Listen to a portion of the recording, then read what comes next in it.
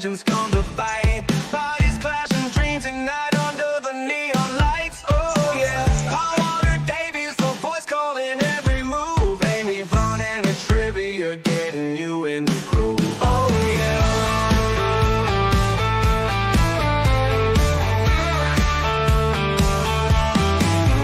Feel the energy, the thunder as the crowd begins to roar. High flying daredevils in a battle like never before. Oh yeah, from the turnbuckle to the mat, the action never stops. Talking wrestling takes you to the top. Oh yeah, feel the energy, the thunder as the crowd begins to roar. High flying daredevils in a battle like never before. Oh yeah, from the turnbuckle to the mat, the action never stops. Talking wrestling takes you to the top. Oh yeah, talking wrestling, it's a war right from suplexes to body slams. We got it all inside, get ready for excitement, that's on the show. Talking wrestling is ready to throw down.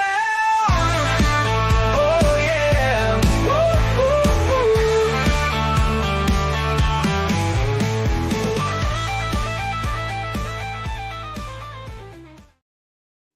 All right, welcome in for another episode of Talking Wrestling. I'm Palm Water Dave. Flying solo tonight. Amy's out doing whatever, and we know where her priorities are, but it's all right. We're okay with it. But joining us tonight, AIWF.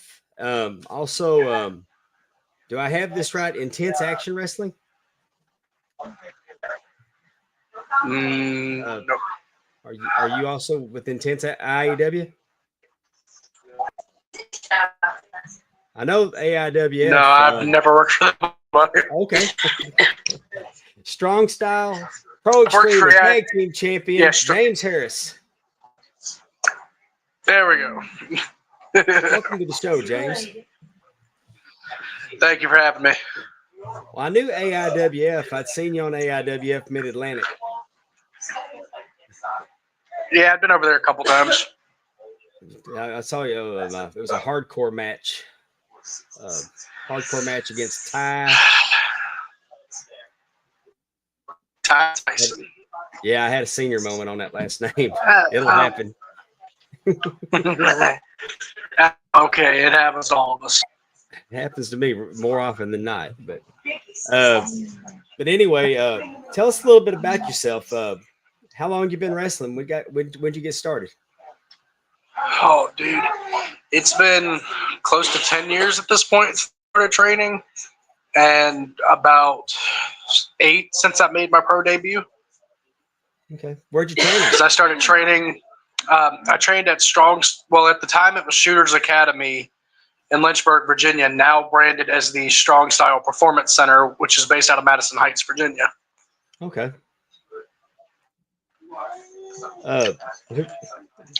Who trained you? So that would be Billy Warlock. Would be the head guy on that front. Okay. I also there was AC Collins as well. He had a hand in the cookie jar. And where'd you debut at? So I debuted for my first match was Strong Style Pro, and it was in Amherst, Virginia. Okay. That was against Psycho Carl. Psycho Carl. Yeah, Psycho Carl. That man who I've had quite a few wars with him over the years. Well, what made you decide to be a wrestler? Had you always been a lifelong fan, or did it come to you later? Oh yeah, dude. So I remember like I was 2-3 years old, man, watching guys like Stone Cold and The Undertaker and Tommy Dreamer and Raven, and just thinking it was the coolest thing ever, and just immediately wanting to be one of those guys. And the love for it and the passion just kind of grew more and more the older I got. And there was a point where I thought maybe it wouldn't have happened.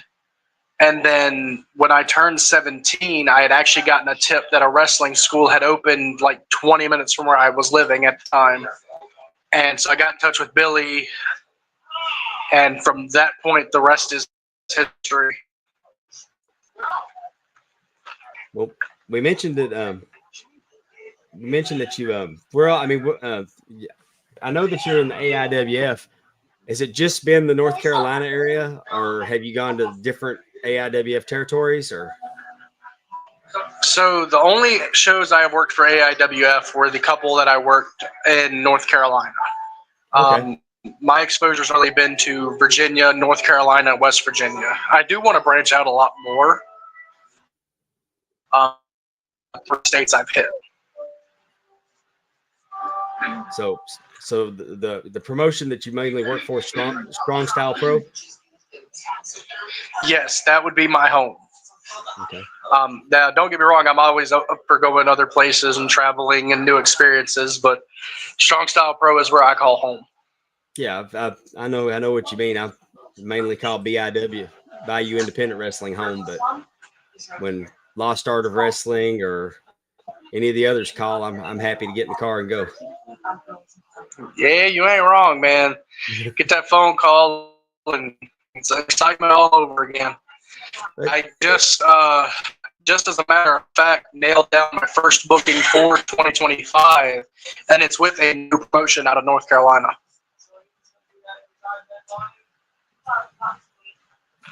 Our friend Darren Staley is North Carolina, best state ever or greatest state ever? Can you tell us who you're going to be, where you're going to be in North Carolina? It's going to be ALW. It's going to be shit. What was the name of the town? Burlington. Sorry, I had one of them what you call senior moments, and I'm only 28. It's all downhill from there. Hey, but I had something. I don't know if you're familiar with world class wrestling from back in the day, but that's what I grew up on. And they had an old referee named Bronco Lubitsch, and everybody says that Bronco wouldn't get down to count and everything. I just recently learned that I'm 2 years older than Bronco was when I was watching him. Oh no! So I take that as a win because I can still get down and get back up. So I have definitely had my exposure to the old school content, the world class, the WCW, the old school NWA. But when I was born, it was WWF at the time. It was right. WCW Nitro. It was ECW. Those big ones when I was growing up. So that was my first exposure. That's kind of a golden age to be exposed to. The Monday Night Wars, of course, man. The Attitude Era. Oh, definitely. And then of course, I can tell that it seems like you've been influenced more by ECW though, because most of the things I've been able to track down on you it's hardcore. You got a baseball bat with barbed wire on it. So do you prefer the hardcore style? So I'll wrestle whatever I'm asked to. What I can do the traditional singles matches. I can do the tag team matches with Rex Keller. I'm glad to do the hardcore matches. I always have a lot of fun with them. Just to this point, for some reason, people like pointing cameras at me more when I'm swinging a barbed wire wrap baseball bat. So, but I like any chance I can get in that ring, man. It's the love for it. It's whenever I can get in there, I'm gonna do it. I often tell promoters that I don't mind being the only referee because I'm there and it gets me in the ring more. Because it's never not a thrill to climb between those ropes. It's a privilege. Correct. Yes, sir. Yeah. So any opportunity I can be given to get in that ring, and I can accept that opportunity, I'm gonna take it. Well, you mentioned you're in the tag team. Did you say the fellow's name is Rex Keller? Yes. The that would be my tag partner. So how long have y'all been the tag team champions? Okay, so we just won the Strong Style Pro Tag titles for the second time back in October. Okay. So we're going on 3 months right now. For that, we held our pro tag team titles one other time, and then we had held a set of tag titles for a company called Shockwave a few years back. So altogether, a 3-time tag team championship group. Oh, so y'all been together for a while. Oh, dude, me and Rex first started teaming 2017, 2018. I was still very early in my career, and Rex debuted as part of our tag team. Okay. Did y'all Yeah, just so meet me and Rex have been. Oh, dude. So we were both at a seminar for Arn Anderson, and this was up in the Shenandoah Valley down here in Virginia. And Arn Anderson was doing a seminar, and we were both down there, and we met, and we kind of started talking back and forth, formed that friendship, and from there, like, the idea grew bigger and bigger, and from there, it was just the team was formed, and we debuted the team, and it was a smash, like, right out the gate. Let's circle back to this Arn Anderson seminar, and everybody needs to go to Twitter and tweet Amy, who fancies herself the first lady of the Arn Anderson fan club, that we're talking Arn Anderson without her. Y'all make her feel real bad. So what does I can make her feel real bad about that one. So what do you get? I mean, what all does Arn Anderson cover at a seminar? I got to imagine he would try to prepare you for television. Am I right? Yes, sir. So going into the seminar, a lot of us weren't expecting a lot of in-ring work because at this point in time, Arn Anderson, he's had a lot of neck issues, and Arn got in between those ropes and actually rolled around with us. Like, he was in there working holds with us, like wrestling with us. Like, he is a very hands-on instructor. Oh. I can't. And I remember only imagine. I was the first kid that got to lock up with him that day. Man, dude, it was really cool. It was by far one of my favorite things I've gotten to do. He seems like he would be the best teacher because he understands it so well, and then he's also works behind the scenes for so many years that kind of knowledge is invaluable.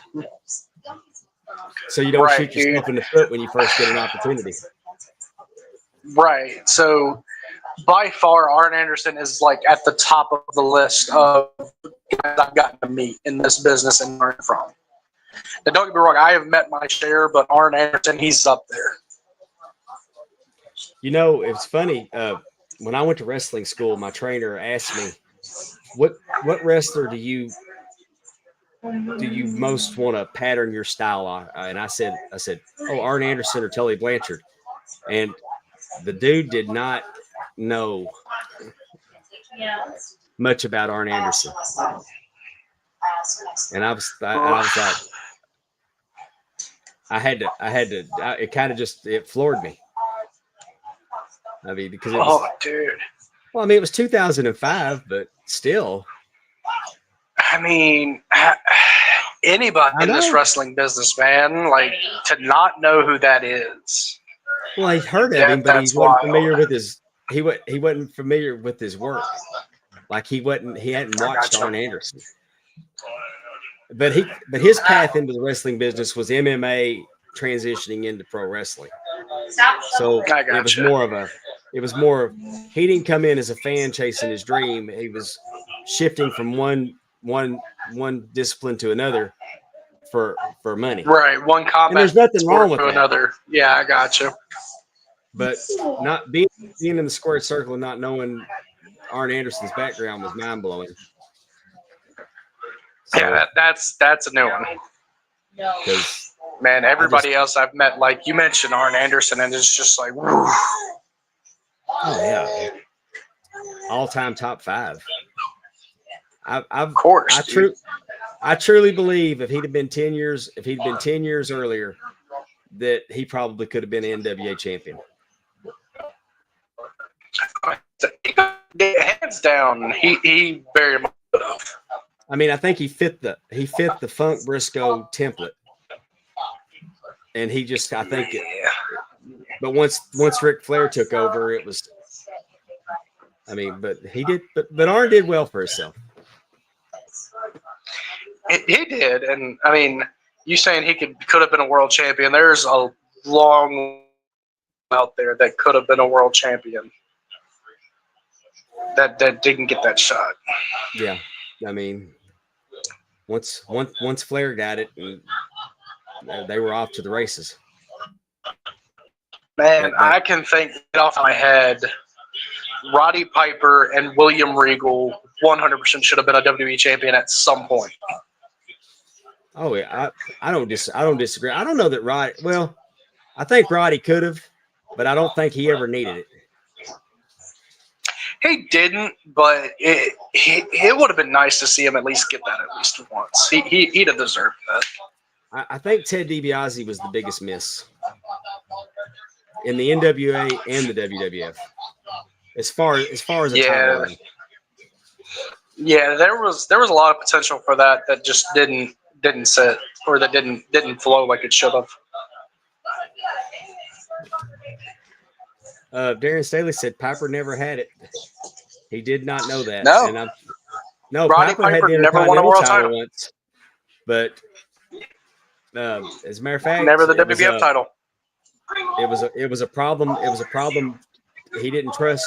He didn't put anybody over because he didn't trust anybody to put him back over. Is what I'd heard. Yeah, at that time it was Hogan, it was Brett, it was Warrior, it was Andre. But I guess if the timing would have been a little bit different, had the steroid trial happened 5 years earlier, maybe he would have got a nod. Yeah, they got away from the monster. They got away from the monster body type when that was going on. Yeah, that's very valid, actually. But my first exposure to Roddy Piper was he was doing commentary. He was commentating with Gordon Soley on Georgia Championship Wrestling, and I didn't. Oh. And he was being just a real prick all the time. But then when somebody tried to jump on Gordon, he came to his rescue, and the crowd just wanted to love him anyway. My first exposure to Piper was his WrestleMania match with Brett. Was the first match I ever saw of Piper's.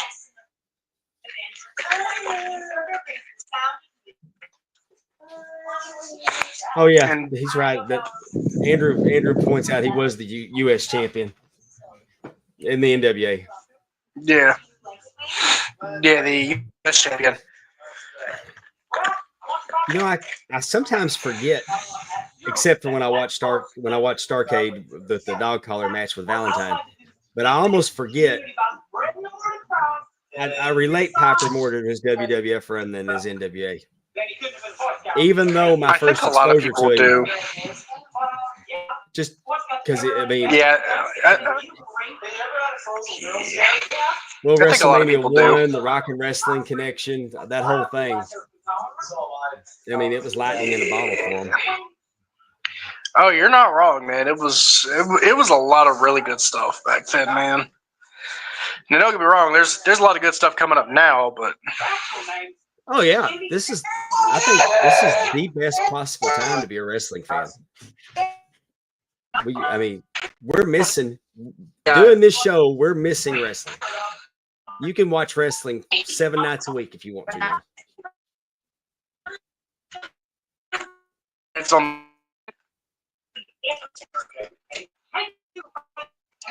Yeah, I watched the GCW. Watch it all. I'm sorry, James, you froze up. I didn't catch any of that. Okay, there it is. I watch it all, man. Between WWE, Ring of Japan, everything. Yeah, the indies are hotter than ever.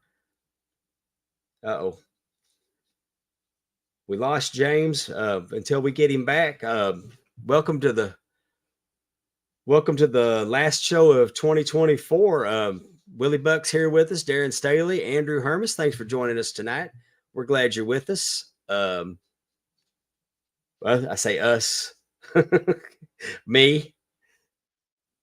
Ben Jones. Ben Jones from Australia. Let's see if we get James back in here. There we go. There we go. Had to fix my Wi-Fi there. You should be That's all right okay. now. We're good. That's the fun part about doing it live is anything can happen. Yeah, anything and everything, and usually what can happen will. So you were mentioning I heard you say you watch New Japan. What did I hear you say? GCW? Yes. Yeah, I've been on a big GCW binge lately, but I watch anything, dude. Like just anything wrestling related, I will watch all of it. I've branched out here lately and started watching some TNA, watching some NXT. We watched MLW the other night when Eric Bischoff was on, and there's just so much quality wrestling. And even I watched the show that you were on, the AIWF Mid Atlantic, Huh? a 45-minute wrestling YouTube show. Yep. With commercials, with production value. They had a commercial with the Boogie Woogie Man where he bit a hot dog and he turned into a big guy.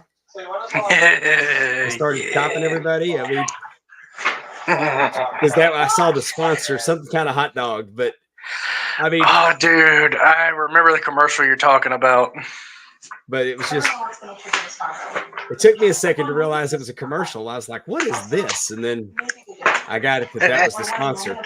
But I'm just saying, there's so much quality wrestling out here. You're not wrong, man. Not to mention with WWE's doing in the indies now with the WWE ID. Yeah, I'm excited to see what happens with that. Well, if it went down like I said, like I heard it did, it's basically paying an independent wrestler $40,000 a year to chase their dream, to supplement their income while they do it. Where can I sign up? Yeah. Oh, jeez. Yeah, I don't know if you get to sign up for that. I think you got to be. I think it's a selectee kind of deal, but yeah, I think so too. It'd be nice. And the NWA is bringing the territory system back. Yep, I heard about that too. That's something I would very much like to be a part of, man. Even down here in this small little nook I'm in, there's not a lot of promotions working together anymore in that sort of fashion. Right. Like there's 4 promotions down here in my area alone, and just none of them cooperate with each other. None of them collaborate. None of that. And they don't realize that it would make their product so much better if they did. Because right. The promotion I work for doesn't really work with the other promotions, but they kind of respect, like, if X wrestler is doing this and for them on a weekly basis, when he comes in for a one shot for us, he doesn't, he kind of helps keep him where he's going there. Right. And see, that's not something we get down here. And to be honest, dude, I've been in that situation where something I was doing over here got crapped on because I went over here. Yeah. And there's enough out there for everybody now. Mm-hmm. I mean, unless they're setting up unless they're running the same buildings, the same town, counter programming them and trying to, that kind of stuff's horrible. But if they're running 25, 30 miles away, it shouldn't matter. And there's going to be overlap. Right. But we're over here running like 15 miles apart. Yeah. And I'm over here feuding with one guy, and next thing you know, it gets hyped up that I'm going to be tag teaming with him on another show. Yeah, and everybody says, the cat's out of the bag, but people still want to believe, and that does make a big difference. Mm-hmm. People still want to believe, and Billy said this to me years ago, and I stick by it. I can't make you believe professional wrestling is real, but I can make you believe I am. Yes. 100%. So to whatever extent I can still maintain the magic, I'm gonna do it. When you're in there and the crowd's not in, it's not a better feeling. When pro wrestling works, there's nothing better. Mhm. And dude, honestly, it benefits a lot better when these promotions that are like so close together aren't afraid to work together every once in a while. Because then you get a wider talent pool. You get different matches. You get more experience for the guys in the locker room. Instead of these two promotions over here running the identical card because they don't want to book guys from over here. Yeah. Everybody the experience will make everybody better, and that's what I like about Matt Classic Creed. You know, he's got AIWF. It's worldwide. He tries to network. He tries to network people. He tries, hey, what do you need? And he tries to help people. And then he was like, hey, do you want to be on a podcast? I got several that, you know. Right. That's how I got hooked up with you for this. I know. But that guy is just out there and he's pushing his brand, but he's not doing it like for him. He generally seems to try to be making it all better for everybody. Right. And that's the goal. Our product, whether it be one banner or another, one show or another, the ultimate goal should be pro wrestling being better for everybody. Exactly. And when he sends his champion to your territory to defend, it's a big deal. It's something that your fan base is like, oh, that's different. Just even one of our wrestlers that wrestles at BIW pretty regular, Barrett Brown, he's the junior heavyweight champion, but he defended it on one of our shows one time, and the fans really responded to it. And it wasn't even like we brought him in and he would. And that wasn't how he was billed. He was just already there, and hey, I got this title, I'm going to defend it. But the novelty of it, our fans, they ate it up. So, dude, and that's the thing, man. You got something like that happening, and all of a sudden, people are like, "Oh, here's the AIWF World Champion Greg Anthony, and he's coming over here to defend his title in Little Lynchburg, Virginia. That's a huge deal. This is a world renowned. This is like a world renowned, recognized belt being defended here. So without a doubt, it's definitely something to bring a lot of eyes to your product. It's a win-win for everybody, and it's like the promotion that's running close to y'all. Y'all should be defending. They would say y'all should be defending your tag team belts there. Or we had a similar situation here in Mississippi with a couple of promotions that you were one or the other.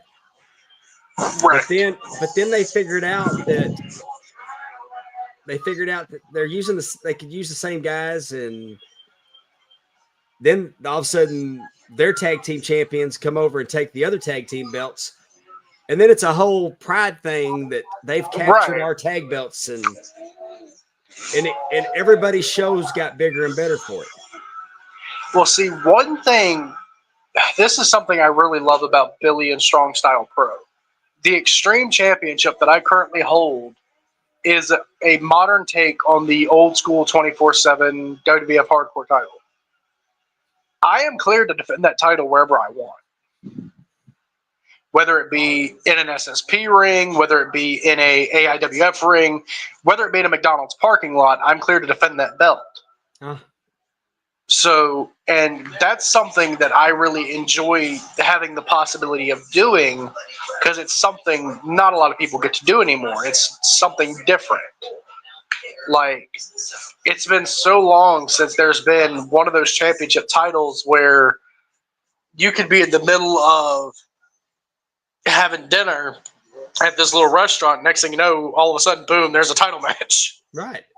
It's a wild thing. Like, and with streaming and YouTube, you can do that now, and I think it's great. How long have you been the Extreme Champion? Since June. Who'd you beat? So I am actually the inaugural Strong Style Pro Extreme Champion. I am the first and only guy to hold that title to this point. Well, there you go. Tournament? No, it was just a one-off deal. It was me versus Ali Primo in a Falls County Anywhere street fight, and Billy decided that he wanted to bring in something different. He wanted something fresh. And when we got to talking about it, because like I told you, I'm okay doing anything when it comes to the ring. I'll do the hardcore, I'll do the tag team. When everybody nowadays thinks hardcore wrestling, they immediately gravitate to deathmatch. They immediately gravitate to light tubes and barbed wire and thumbtacks. And our viewpoint on it was that wasn't the old school hardcore methodology. The old school way of being hardcore was being the toughest guy in any room under any circumstances. It wasn't always about blood and mutilation and who can have the most skewers stuck in their head. It was about making the most of what you got and just being that tough of a dude and being ready to defend that title wherever, whenever, however. See, I like that because that's you using your skills instead of, I mean, I cringe at thumbtacks. I don't want to see thumbtacks anymore. I like the idea of coming down and using whatever's around the ring. Like if there's a toolbox under the ring, cool. But glass and thumbtacks, things that you wouldn't normally find under a ring. And I understand that people like it, but I prefer just to, like before there was an Extreme Championship, there was a Brass Knuckles Championship, and it wasn't like they were using brass knuckles. It was just that it was a tough guy contest. So I'm in firm belief there's a place for everything in professional wrestling. There's a place for the death match. There's a place for tag team. There's a place for the lingerie wrestling, whatever. There's a place for everything. But, and don't get me wrong, I am not against the deathmatch stuff. I have several friends that are in the deathmatch scene. I would be willing to do it. But,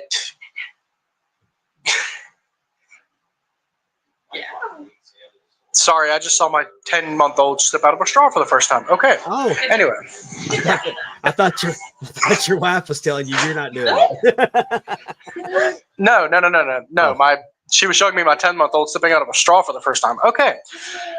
Like I was saying, I think there's a place for everything, but there's definitely a distinction between hardcore and deathmatch. When I think hardcore, I go back to Crash Holly, to Steve Blackman, Hardcore Holly, Al Snow, those type guys. Those were guys that on any given night were by far among the toughest in the locker room. But how often did you see them go out there and mutilate themselves? How often did you see Al Snow break out the barbed wire bat on Road Dogg? Like, it almost never happened. Right. It was all about being the toughest guy with your surroundings.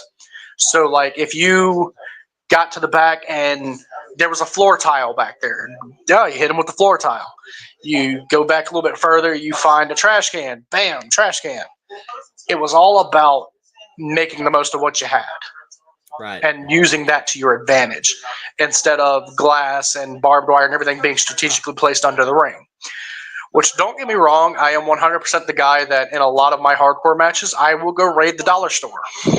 I've done it several times. Well, my thing about death matches is that the pay should have a comma and some zeros. That's the part about the death match that bothers me the most is doing. I mean, what you're going to make on a death match isn't going to cover your copay when you have to go to the hospital. Right. It's not going to cover your medical expenses should something go wrong. And unfortunately, we see all too many times that things do go wrong. And the glass tubes really make me uncomfortable because when I was a kid, we were told that gas inside of those don't break those fluorescent bulbs because that gas is not good for you. Right. I have met guys that will take the ends off and drain that gas out beforehand. but there's also guys that don't. Yeah. There's guys that don't gimmick their weapons, so to speak. And a lot of the time, that's where stuff gets really sketchy. When it comes to me and when I'm working a match with that sort of element, I'm very hands-on with the weapons I use. Like, if I'm using barbed wire and it needs to be gimmicked for whatever reason, I've got my hands on it. I'm the one doing it. Because, like, I want to make sure that I'm going to be doing it the best way I can, the safest way I can. Because at the end of the day, I want to go home to that little girl right there. Yes, At the end of the day, if somebody out there they've got a kid, they want to go home to that kid. So if I'm working this kind of match and they request a little bit of a gimmick, hey, cool, whatever. Now, there is a running joke that I've never bled in a match before, which, not for lack of trying. Oh, dude. Heck, I'm a referee and I've bled in a match. It is a running joke that I have the hardest head in the business. Because there has been several occasions where I should have bled and it didn't come out. Yeah. So if you look right here, you can see a gig mark in my forehead. And it just it was from the match with Ty Tyson. The mark's right there. Yeah. But if you watch that footage, there was no blood. And hey, I want to make, before everybody starts jumping on me about a referee bleeding, because I know how y'all are, I accidentally got hit in the nose by Charlie Haas. He backhanded me and got me in the nose, and it just ripped. Oh, dude. So the other one was a tag team match, and you might have saw it. It was us versus the Black Society. It was Lazarus Black and Ryan Mantis. And Lazarus drapes me over the rope, brings the barbed wire bat, bam, right on the forehead. Nothing at all. There was a point I tried to gig with one of the barbs. Nothing. I go back to where we were staying that night, and you just see pinholes all in my forehead. All over. Like, you could have played Connect the Dots. There was no blood whatsoever. So there's a running joke that I have, like, the hardest head right now. Well, see, that you ought to start using it then. The hardest head? Use it as a weapon. I dish out my fair share of headbutts. You don't have to be a Samoan to shake off a headbutt. Oh, old Jacob Fatu. Oh, it was that way. Even back. Well, Haku, Jacob Fatu, the Wild Samoans. I've seen them all shake them off a couple times. I had the Samoan SWAT team, so I had Samu and Fatu. Samu and Fatu, yeah.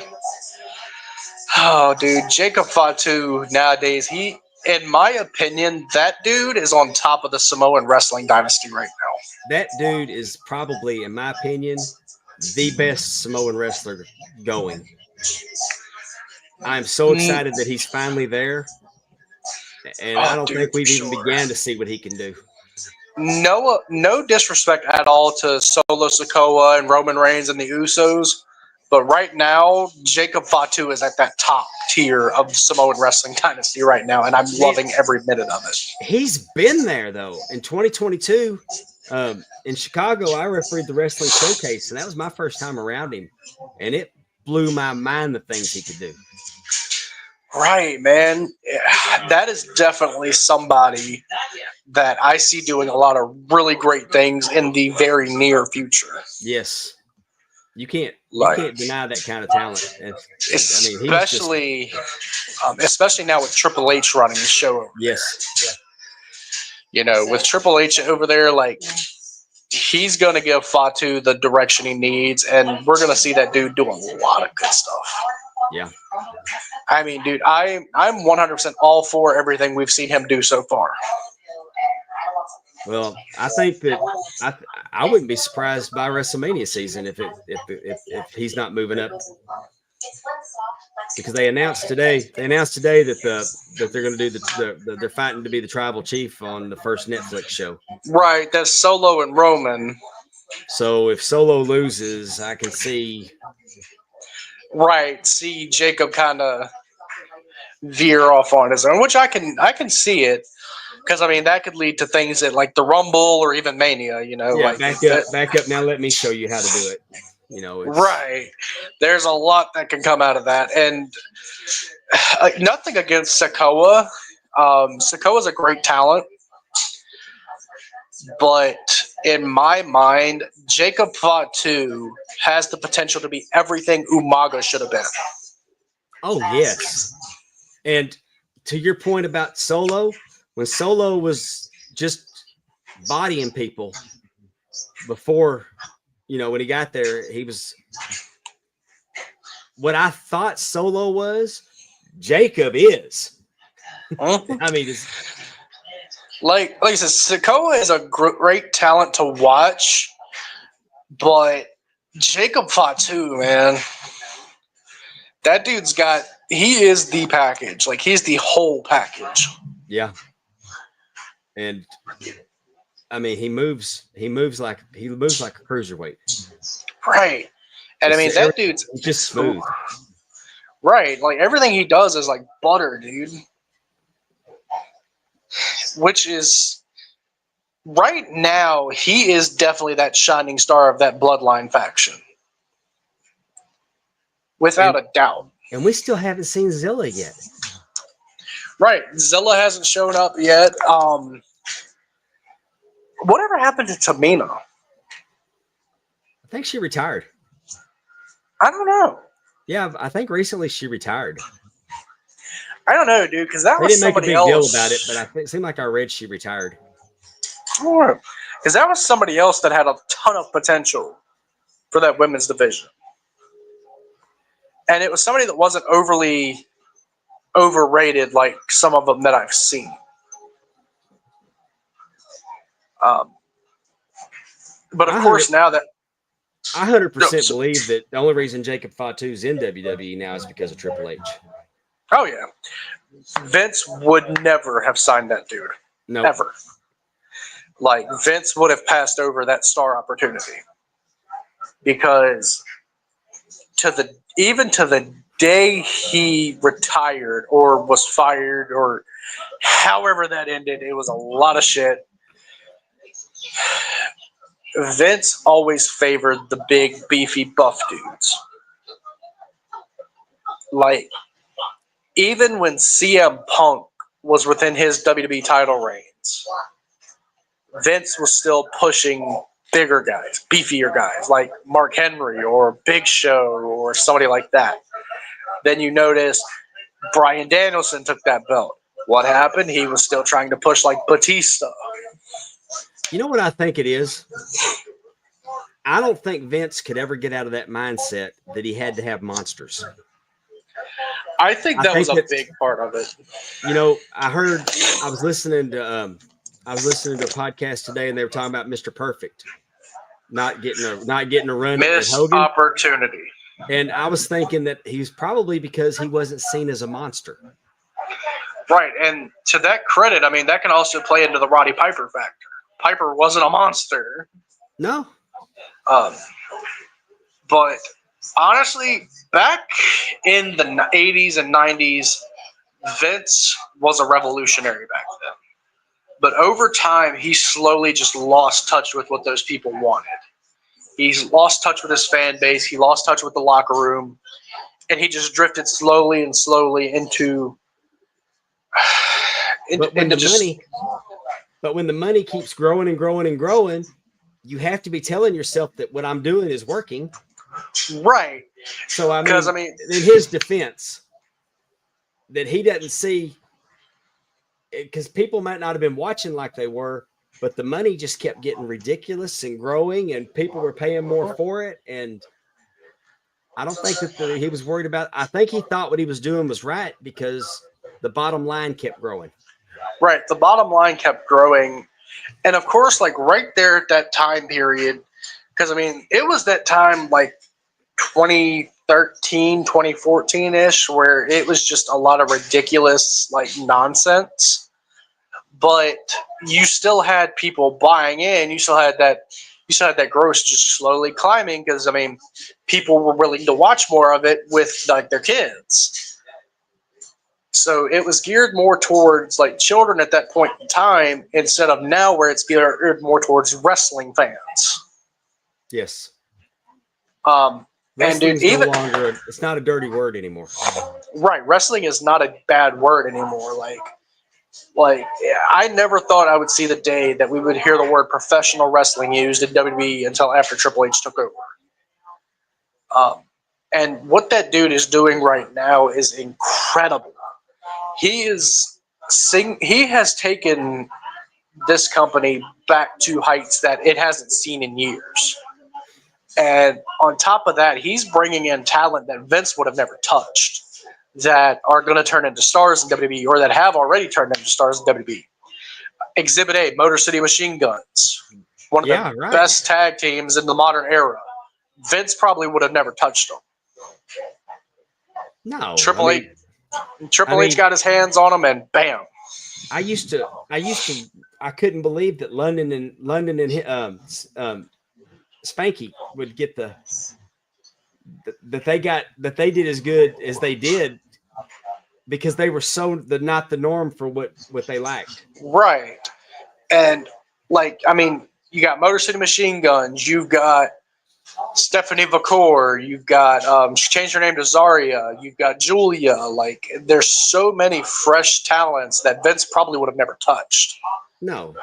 Coming in there right off the bat and just bangers, like, and fire. His Japanese talent, even his Scottish, Irish, English, because he's letting them do their things, and he doesn't have a problem putting subtitles up if he needs to, because it's a global company.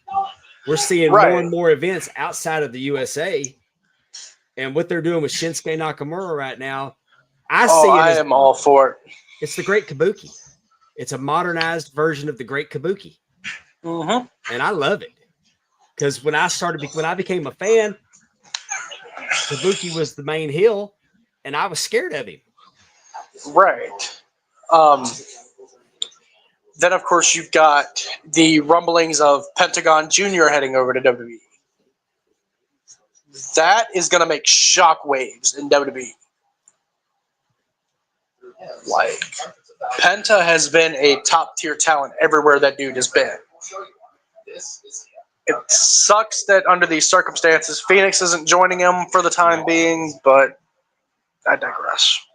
Oh, but they can play it so right that Phoenix shows up just in time to save him from. Oh, dude, it's gonna be or the you know what I'm trying to say. Right, it's gonna be at least a year before Phoenix heads over, though. But when he gets there, right. It might be right. It'll be when Penta needs a new coat of paint. When that finally happens and we see the Lucha Bros hit WWE, you put those guys in there with War Raiders, with DIY, with Motor City Machine Guns, with Legado, with any of those tag teams, and you're gonna get a magic fight. So it's really, really exciting time. Right. So it's going to be all about sitting and waiting for Phoenix, but I'm excited to see what Penta does in the time he's there by himself.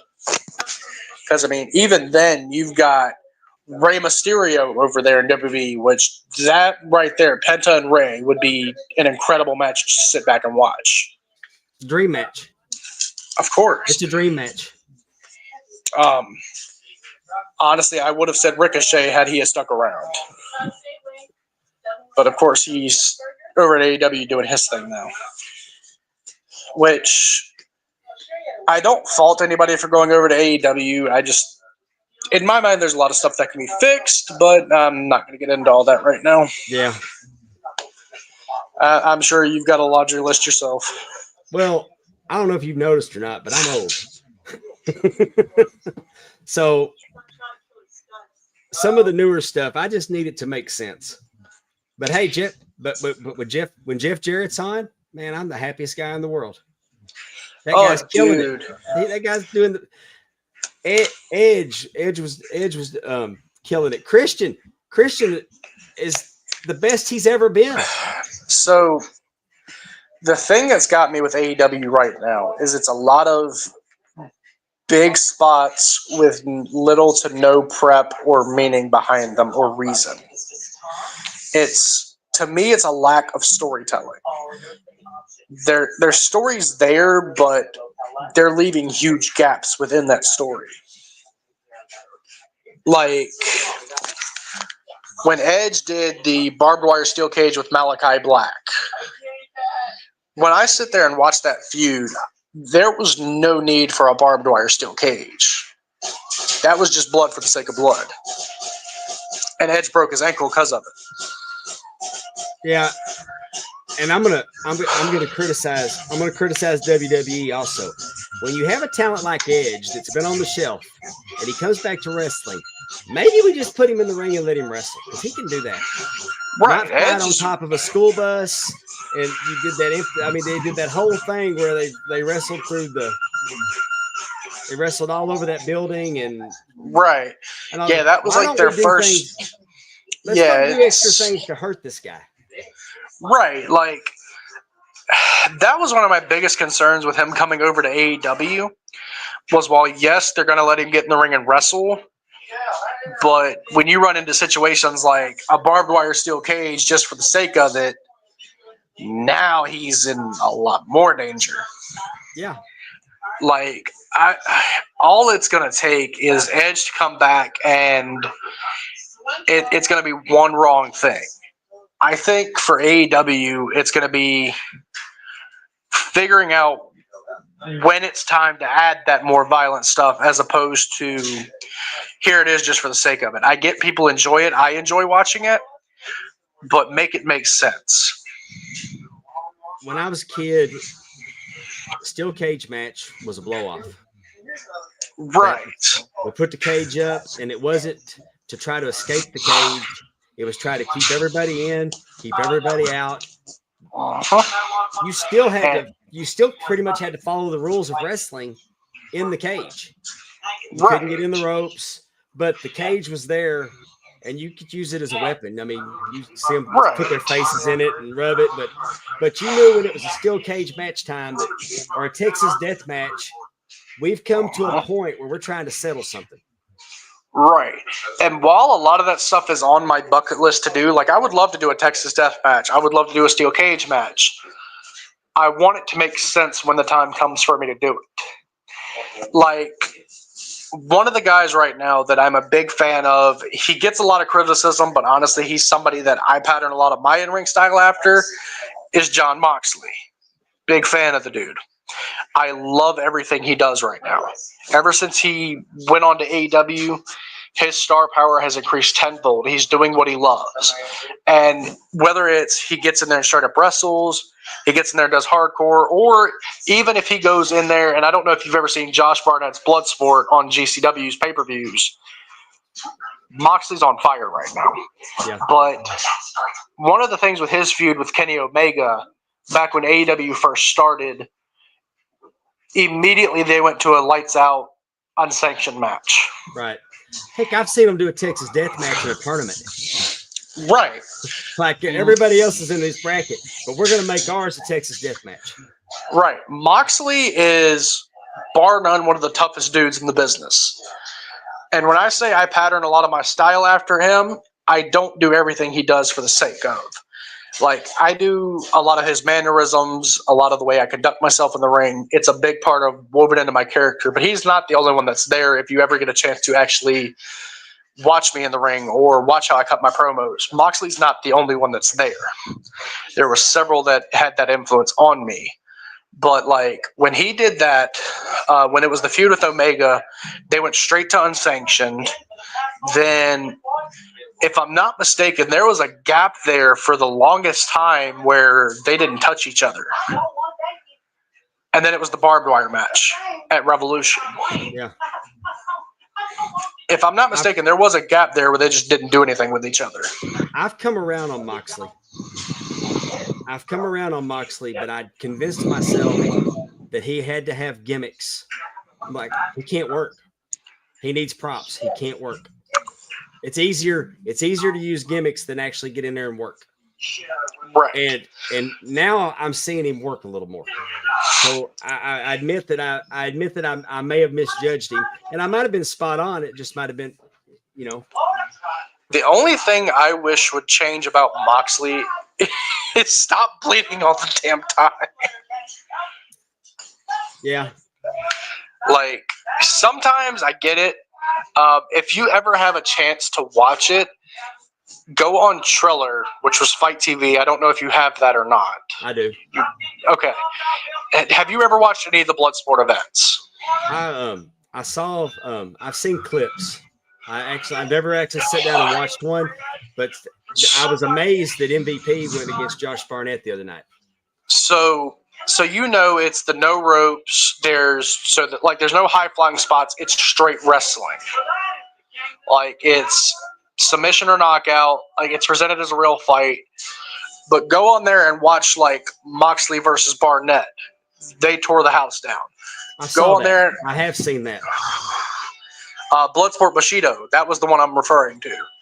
They went in there and tore the house down. Or when you see John Moxley go in there with Biff Busick, that match was just a spectacle to see, and it was just straight violent wrestling,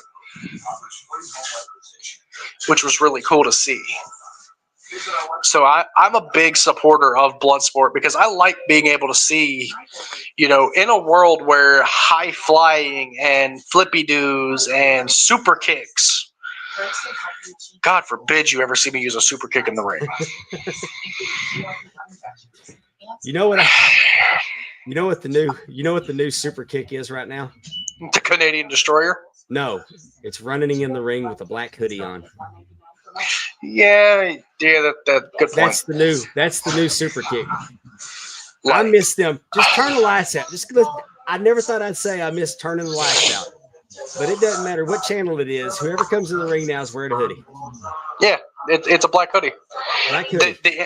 The infamous black hoodie, just like the infamous black bag that comes out from under the ring. But yeah, it's in a world, like I said, where dude, I was raised on the notation that a super kick ended the match. I grew up watching Shawn Michaels. Super kick was a finisher. And now you've got guys like the Young Bucks doing them 20, 30, 40 times in a match. My first exposure to the Young Bucks, I caught Ring of Honor. I was in a hotel in Alabama, and I caught late night Ring of Honor, and they put a counter. They put a counter on the corner of the screen, and it said Super Kick Party. And every time they threw a super kick, the counter would go up. Yep. And I grew up, you said Shawn Michaels, but before him, it was Gentleman Chris Adams. Yeah. He's doing the super kick. See, the Young Bucks, the biggest thing that gets me about them is if you've seen one Young Bucks match, you've seen them all. It's the same formula. The only difference is if you put them in a match with like no disqualification, they might put a shoe with thumbtacks on that super kick. I will not change my opinion of the Young Bucks. I can't argue their success. They're very successful at what they do. But if I never got booked again for my opinion of the Young Bucks, I'd be okay with it. They cannot tell a story in the ring in the framework of the rules. And they get their shit in. They bury the referee. It's all funny, ha ha. Yep. I'm not telling you I ain't never seen a good Young Bucks match. I'd be lying if I said that. But they will not let the rules get in the way of getting their shit in, and that's what annoys me so bad. Even the damn Anarchy in the Arena shit they did earlier this year, and they were so concerned with getting their shit in that a guy like Darby Allin, his health was in legit fucking peril because of it. Yeah. Now, don't get me wrong. Darby Allin brings a lot of it on himself. I will say that. I respect the hell out of Darby. Don't get me wrong. Dude is up there with the toughest, craziest dudes in this business right now. I don't think he's going to live past 40. I can't see how with what he does. I love Darby Allin. I'm a big fan of his. Dude, I've got pictures on my phone from the AEW show me and my wife went to, and Darby hijacked my phone and started taking pictures of the ring crew. Like, Darby's a good dude. I love what he does in the ring. I don't see him. He makes me uncomfortable because I know the stuff he does. There's no way to protect yourself. This dude is not going to have a long career. You're looking at a dude. Darby Allin broke his foot, got hit by a damn bus within the span of about 2 weeks, and at the end of the month was wrestling in that Anarchy in the Arena match. And the finish for that match was legitimately Darby is bleeding from his head. The Young Bucks hoist him up with an anchor, and he's dangling upside down in the middle of the ring. Yeah. For like minutes on end. And like the blood, he's already split, so that blood is rushing right out. Yeah. On top of that, they hung him by his broken foot. So, like, at a point where it gets to be less about working and more about just getting your shit in, to a point of you've now put somebody in legitimate peril, that's where I'm kind of like, okay, maybe not. To this day, I still don't know why Bryan Danielson was in that match. Yeah. Didn't need to do it. Bryan Danielson is bar none one of the best professional wrestlers of all time. And with this point in his career, with the injuries he has had, that match was unnecessary for Bryan. AEW should... Less is more. AEW's concerns, as far as guys like Bryan and Edge go, should be less about getting the shit in and more about preserving these guys so that they can give you more memories. I mean, that match Bryan had with Swerve back in All In, Bryan was dropped on the back of his neck like several times. And that's what concerns me about AEW, is it's less about storytelling and more about, hey, look what I'm doing. Oh yeah, I mean even the spot where Swerve was drinking Hangman's blood. Right. So Swerve and Hangman's story, I could get behind it in the later portions of it. Yeah. Because like at that point in time, like Hangman set Swerve's house on fire. Okay, I can see you wanting an unsanctioned match with this guy. I get it. That's at a point, maybe that's something you do. But Swerve Strickland's another one. Like, he'll do it, but he doesn't need to. Like, Swerve didn't need to do the staple gun and the drinking the blood and he didn't need to do all that. Yeah, there comes a point when you make me so uncomfortable I can't enjoy it. And I worry about you guys. I don't want to see anybody get hurt. There's nothing worse than seeing one of you guys get hurt. Man, I have had concussions in the ring before, and they're not fun. I mean, one of the matches I did with Psycho Carl, I don't know if you've seen this one. It was a street fight. It got posted on the Strong Style Pro page. Have you ever seen? Now, while we're talking about it, so I can find it. Is that strong? Is that on Facebook or is it a YouTube channel? Facebook. Okay, because I was searching YouTube and I just kept coming up with New Japan Strong. Yeah, most of the stuff is on Facebook. Okay. So, did you ever see Cactus Jack and Terry Funk swing steel chairs at each other? Yes. That's what we did.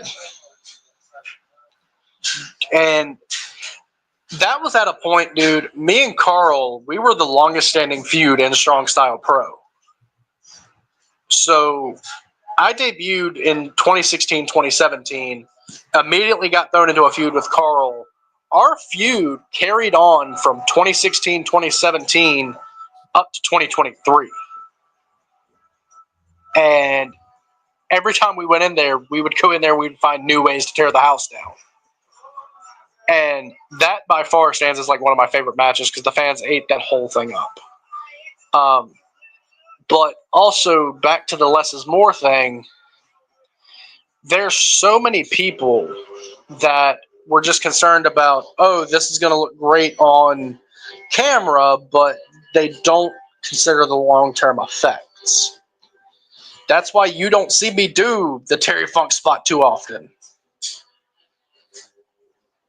I'm going to throw out a very controversial name right here. Chris Benoit.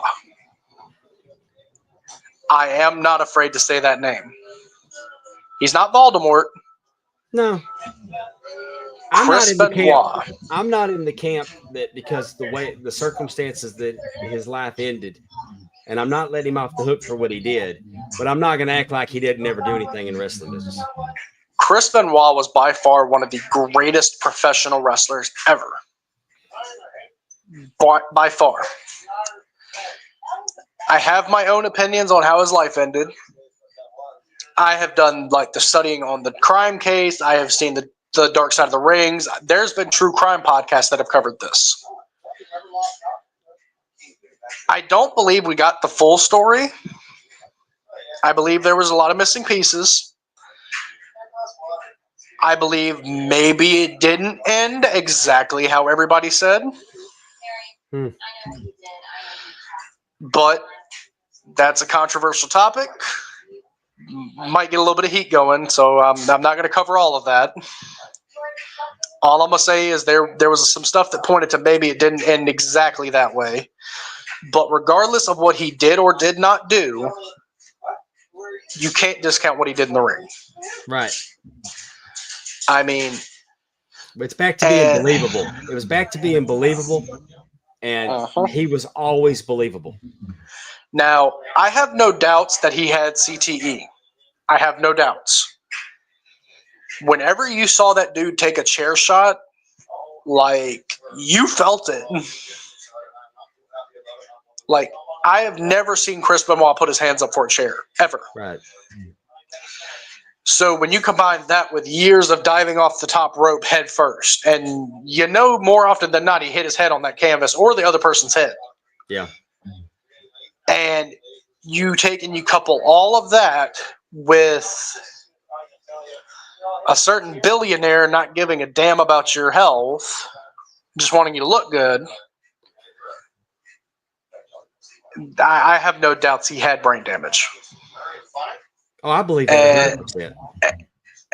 Honestly, I firmly believe had that certain billionaire, we all know who I'm talking about, had he have done just a little bit better taking care back then, just a little bit better, maybe it wouldn't have ended like the story says. Yeah. I'm not straight up going to say it's everybody's fault,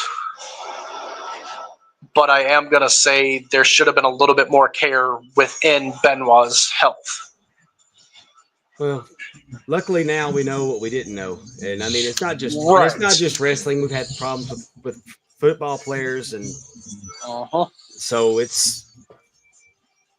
And props to Christopher Nowinski for all that studies he did, dude. Yes. Props to Nowinski for that. He's brought a lot of attention to it. Right. Like, Chris Nowinski, man, like, he did okay as a wrestler, but honestly, he's made so many strides in his current field, dude, which is amazing to see. He kind of had a big. He kind of had a nice backup plan. Right, and it works. Yeah. I mean, oh, dude, I mean, and you got to think, there's so many out there that just have these wild backup plans you never would have thought of. Like, if you'd have told me back in 06, 07 that Muhammad Hassan would be a high school principal right now. Yeah. Like, who knew Bradshaw knew the stock market? Right? Like, who knew the Bella twins would be in like realty and clothing sales?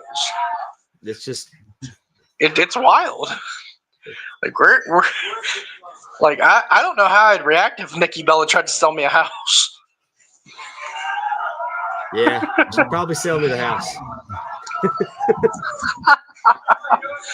Dude, she'd convince me that I like the house. right? Yeah, oh yeah, she convinced you. Yeah. Anyway, dude, I just bid on a autographed picture of her last night, actually, because I still collect memorabilia and everything, and I'm working on building up my collection of autographs. I don't know if you noticed behind me, Dude. and that's just one wall. Yeah, you can't see the wall over there. It's got all of them on it, but like I've got Jim Cornette and Mickey James and ODB and Abyss, Matt Morgan, Bobby Fish. Mickey James is a sweetheart, by the way. The best. One of the nicest people I've ever. Same with ODB, man. Like you would look at ODB. Crazy. You would look at ODB's character.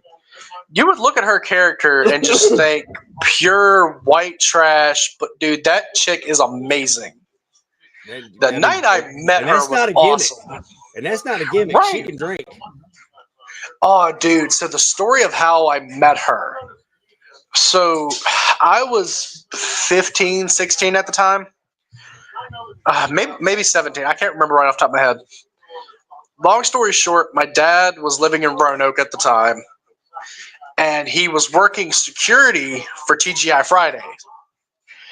And so the girl he was dating at the time asked me if I wanted to ride to go pick him up from work. And I said, yeah, cool, whatever. I'm like, fine. Maybe he'll give me some fries. I'm riding in the car, and my dad calls me while I'm sitting in the passenger seat. He goes, hey, you watch TNA, right? I said, yeah. He said, do you know who ODB and Abyss are? And I said, yeah, Abyss is like one of my favorite guys from TNA. Because back in TNA's heyday, Abyss was like one of my favorites to watch. Still is. Like I'll still sit down and watch his matches from like 2005. Like it's crazy. There was a television match with him and Lance Archer that's still one of my all-time favorite Lance Archer matches. The steel cage with AJ Styles ranks up there for me. But my dad tells me, he goes, well, they're up here at the bar drinking. And I was like, okay.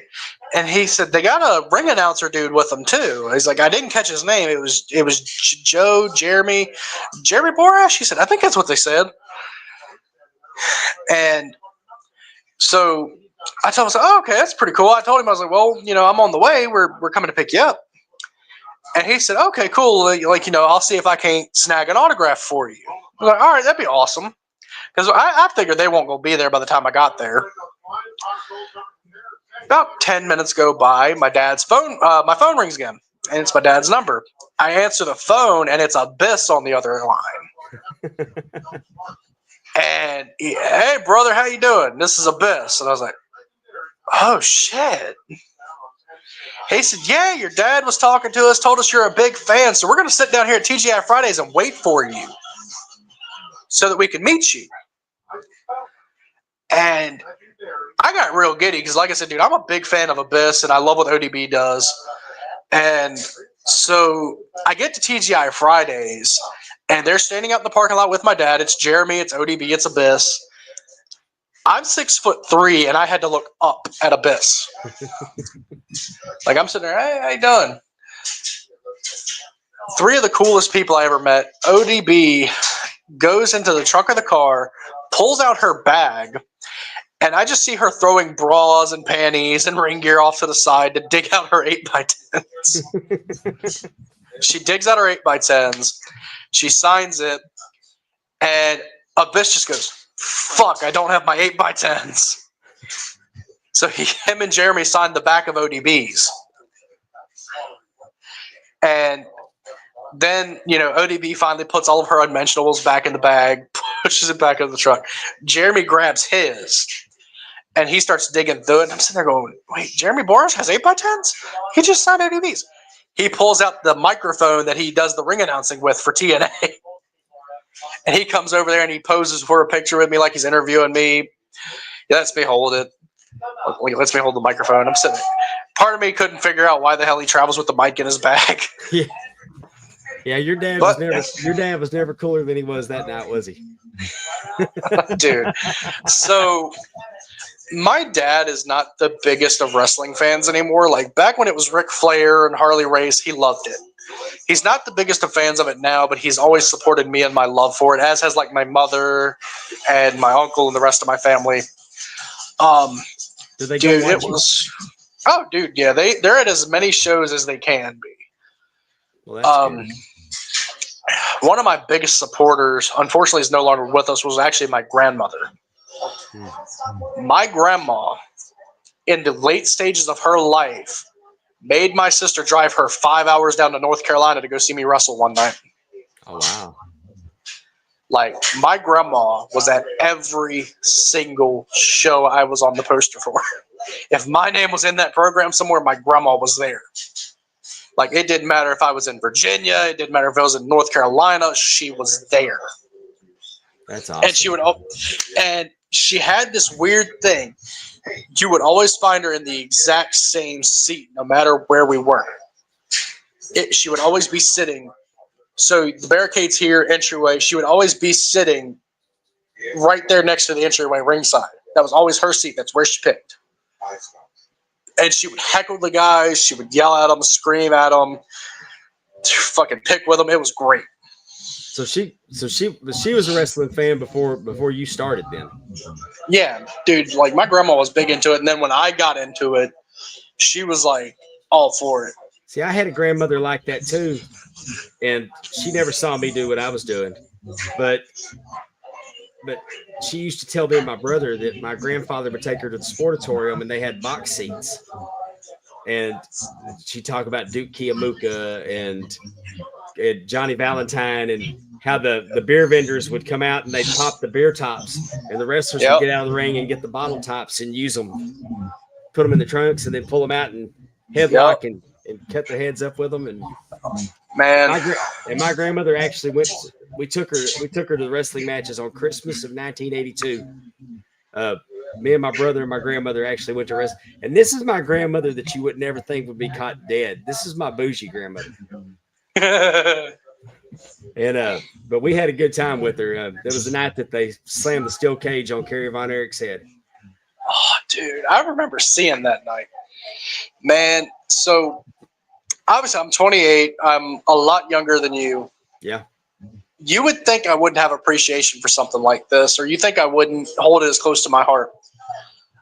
I met Nikolai Volkov, one of the favorite dudes I've met in this business. I didn't get a chance to get in there and roll with him like I did Arn, but I was working the same show as he was, and at that point, I was used to being the young cat in the locker room. I was like 18, 19 years old.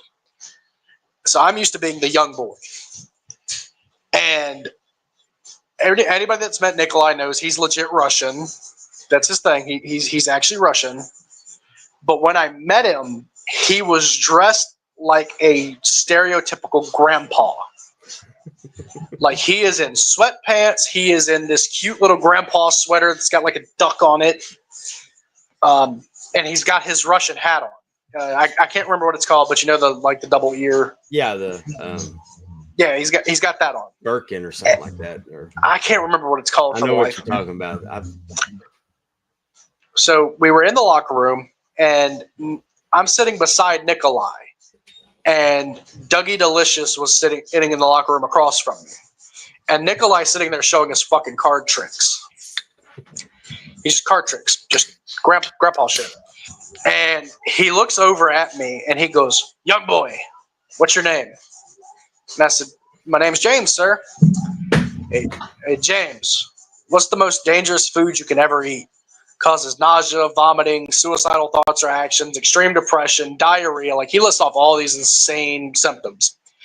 And I said, "Well, Nikolai, I don't know. What is it?" He goes, "Wedding cake."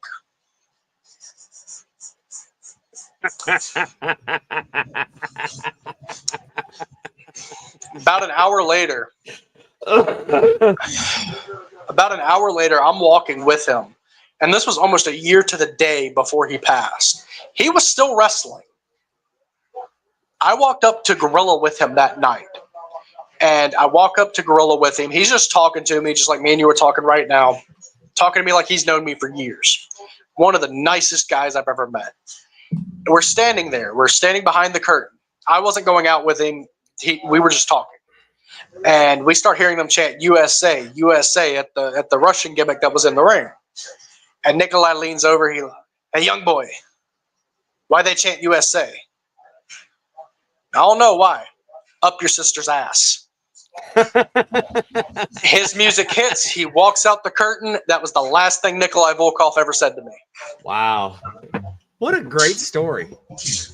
I loved meeting Nikolai, dude. I've met some really cool and influential people. Some of them have said the most crazy off-the-wall shit to me that just sticks in my brain. Like, it's burned in there forever. Simon Gotch or Simon Grimm. I have heard this dude, the day I met him, I openly heard him refer to another wrestler as a walking abortion.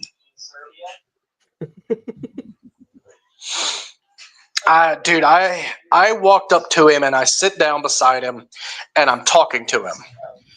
And I'm still a young dude at this point in time. I'm asking as many of the guys here at this little convention thing I'm at for advice. Like, I'm trying to pick everybody's brain. Right. So I'm sitting there with Simon, and he looks at me. He goes, "You want my advice?" I said, "Yeah." He said, "Fuck everybody's advice." He said, "If what you're doing works for you, don't let nobody tell you to stop fucking doing it." He said, "You do what works for you." Followed by, "If you really want any advice I can give you, don't be like," and I'm not going to say the dude's name because I'm trying not to trash people here. It's all right. But anybody that's ever watched Simon Gotch can probably tell who I'm talking about. He tells me, "Don't be like this guy. He's a walking abortion." And proceeds to tell me a story about how this unnamed wrestler is at the PC one day trying to tell The Undertaker that he doesn't know how to cut a promo. Not that the kid doesn't know how to cut a promo, that Undertaker doesn't know how to cut a promo. Oh, my God. Dude, yeah. Then, of course, like, there was Tracy Smothers. He was there that day. That dude was a character. Man, I met him, and I sat down, and I asked him for his advice. He said, "Hey, can you do me a favor before I talk to you?" And I looked at him, I said, "Okay." He said, "Go let my students in, then I'll talk to you." I can't remember much of the conversation after that. That was just the first thing he said to me. You want to talk about a character or a guy that lives his gimmick? Theodore Long. That dude is his gimmick. I met him. I was sitting there talking to him. I asked him to take a picture with me. And he got talking really fast, like Teddy Long fast. And I could have swore it sounded like he said he was going to charge me to take the picture with me. I said, "Did you just say you were going to charge me?" He said, "If you don't shut the hell up, I'm going to charge you, playa. Holla, holla, holla." I start cracking up. He said, "Now stop laughing before I put you in a tag team match with The Undertaker." I like that Teddy started as a referee, and the night they decided to make him a referee, they needed a referee shirt. So they went to a restaurant called the Varsity in Atlanta because it was right down the street from the studio, and everybody that worked at the Varsity wore referee shirts. So his referee shirt came from the hot dog place in Atlanta. That's great. Oh, dude. Well, I've kept you twice as long as I intended to. I guess that means it was a good conversation. I've enjoyed it. I don't think we've even put a dent in what we can cover. I know it. Might have to come back for a round 2 if you'll have me. I will. Love to have you back.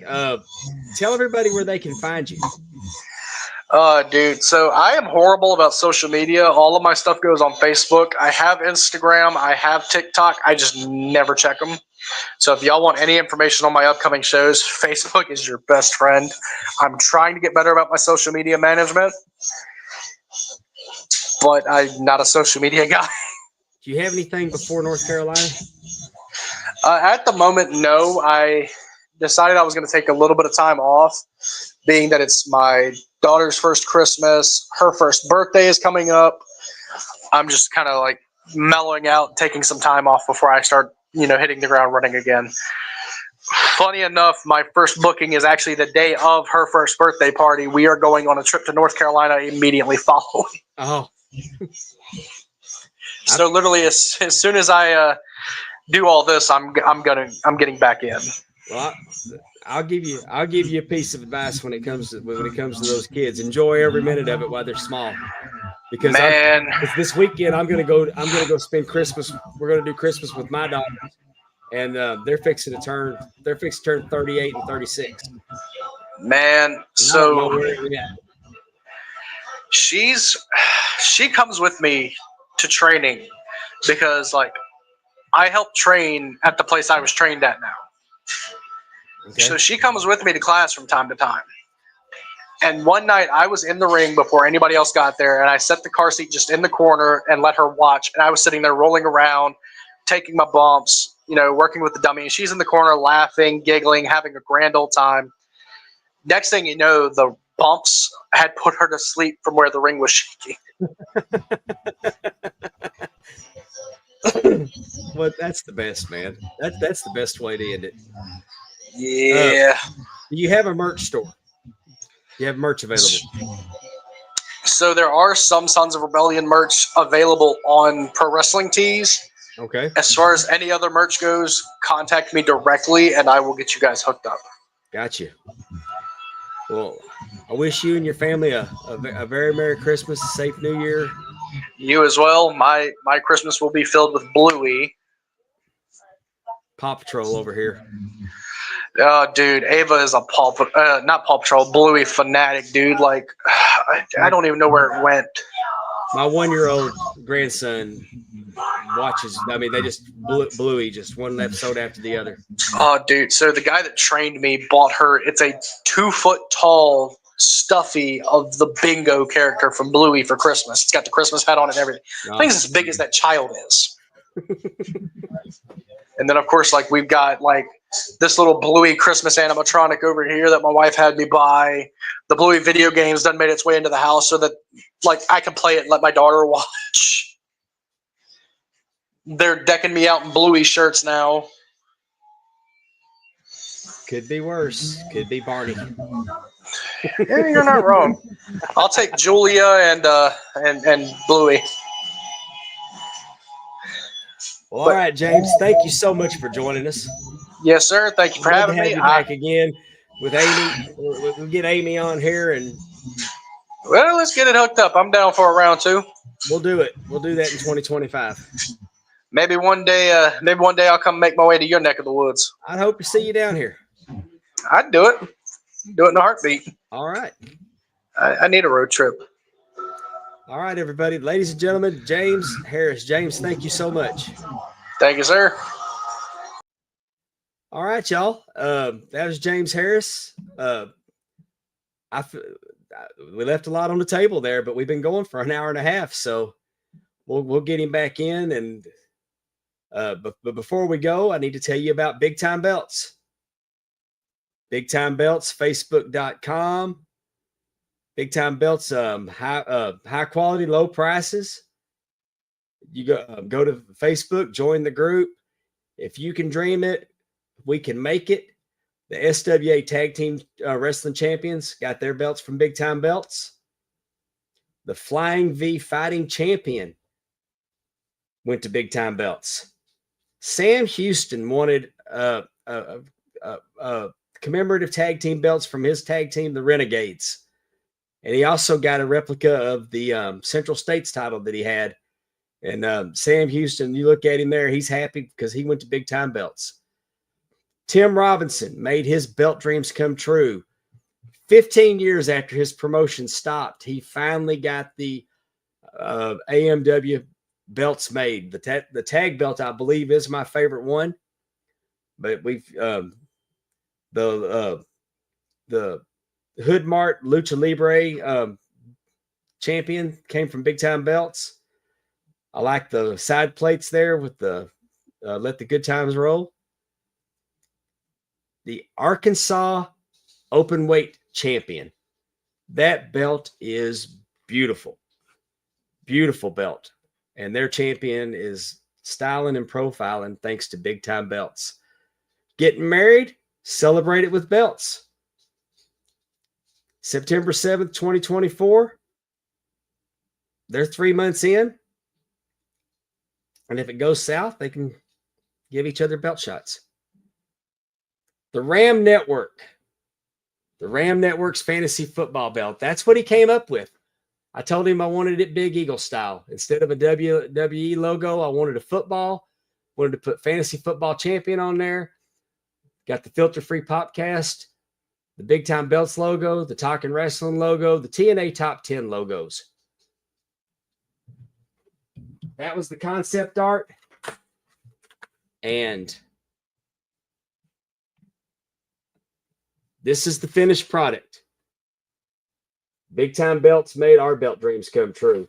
And we can't thank him enough for sponsoring our podcast. The season's winding down. The playoffs are going. I'm hoping that my wife can pull it out so I don't have to send this belt off, because it's going to break my heart to have to ship it off. And we thank Big Time Belts for sponsoring our show. We thank Big Time Belts for sponsoring our fantasy football league. Facebook.com, high quality, low prices, Big Time Belts.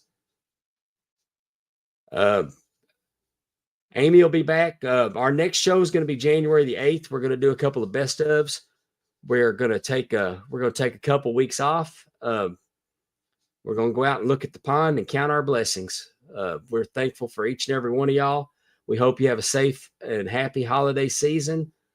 And we'll see you back here January 8th and for our next exciting 2025 year of oh, wait a minute. I forgot to tell y'all about the Ram Network. Let's look at me. Without Amy, I'm lost. Patreon.com/Ram Network for just $5 a month. All the bonus content that you can handle. We have world-class flashback. Timmy C and myself are watching 1983 World Class Championship Wrestling. And y'all know 1983 is my favorite year of professional wrestling. We have eras. We have footballers. Dave and the HSV and Timmy are trying to tell you how to bet on football and make some money. We have an audience with the Belt Pope is long overdue for another episode. But at the Ram Network, we are cranking it out the best we can. And coming soon, Portland Wrestling. Portland Wrestling is going to be a big deal. We have access to the Portland Wrestling Library. Portland has not been touched that much. I think we're very excited that we're going to be able to bring that to the Ram Network. This week on the TNA Top 10, they did the top 10 Christmas movies. But they start running together on me. Terry, Allison, and Andrew do a great job. When you see them put their poll out on social media, pick your top 10. It makes their show so much better when the audience participates. Just an incredible podcast. It's a fun listen. Those guys keep it loose, and Allison keeps them on time. And so there you go. I want to thank everybody again, and we will see you January the 8th on Talking Wrestling with Palm Water Dave. Good night.